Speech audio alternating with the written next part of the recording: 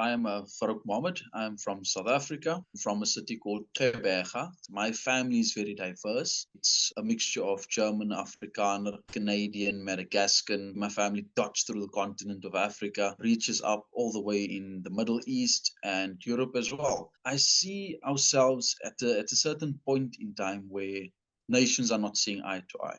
So for me, being so diverse, it's just like a family fight. So I use my artworks to capture certain stories about history, but I only like to grab the beautiful moments. I don't focus on the pains of history. My mind is more set on the future. So my artworks captures history. I take inspiration from it where nations work together at certain points. And there's beautiful history there where our forefathers intermarried, mixed and mingled. And that's the way forward. I promote the diversity of Africa, the beauty of that diversity. I bridge gaps between the north and the south of Africa. So I've got this Afro-Arabian vibe going on. And I combine this. So I bring all the cultures as one, the global Pan-African family, because you've got the African diaspora out there as well. So it's reaching out to all our people to say, we need to come together, we need to work together.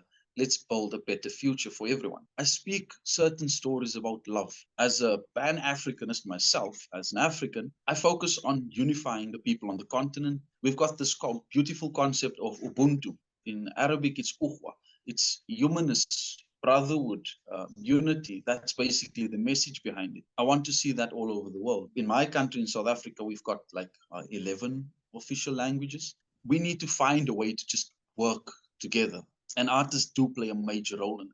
It's more focused on the indigenous people from South Africa, the Khoisan people that you find in the Kalahari. Within their culture, you only transcend into becoming a man if you've hunted for your food and feeding your family. So I'm trying to capture their story, blending it with the colorfulness in Africa. Why do I have a stick, man? It beautifully captures their story as hunters. They no longer have access to certain parts of their land. They need to have some justice on that. They need to have their freedom. They need to preserve their language, their culture, etc. They're basically one of the oldest civilizations that we have in the world that still continues to be around. Preserving what they have is important, and I wanted to put an emphasis on their stories as well.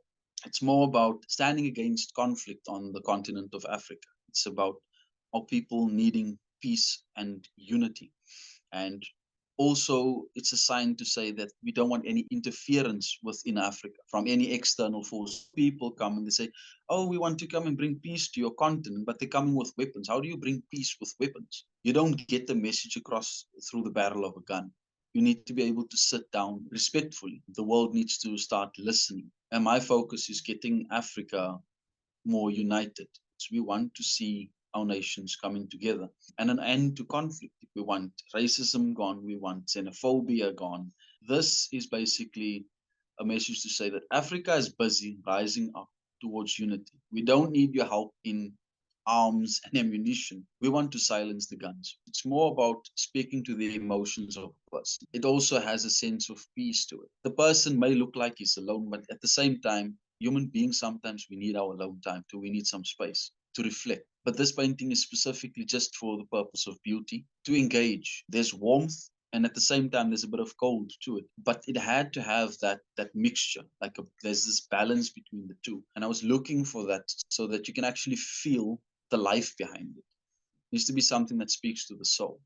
Makoti means bride or wife. This is a Zangoma, some people would consider as a witch doctor, but we just see this person as a healer, as a herbalist, a psychologist, a healer. It's someone that you go to for advice and stuff. You'll see that the face is slightly obscured, but yet it's still very beautiful. A North African feel to it, yet it's South African dress and headgear. It puts a lot of emphasis on women and their role within society. She's strong, she's powerful. I wanted to put a little bit of fear into it as well. So it's the beauty and the fear. I wanted to have some contrast. It can change from a normal, beautiful face to a skeleton. So there's this movement in it. but it speaks of the women of Africa, their power, and it also deals with some of the issues where people have misconceptions about sangomas. It tells their story. I want to use my works to have an impact on society. Art is something that is influential, and it has the ability to change things in the world. The late former President Nelson Mandela, he said that artists have the ability to reach places much further than any politician. I believe that through the power of art, we can inspire people to say, let's get over our differences. The mission that I see myself having is you don't always have to agree with each other, but you can get along with each other. Right?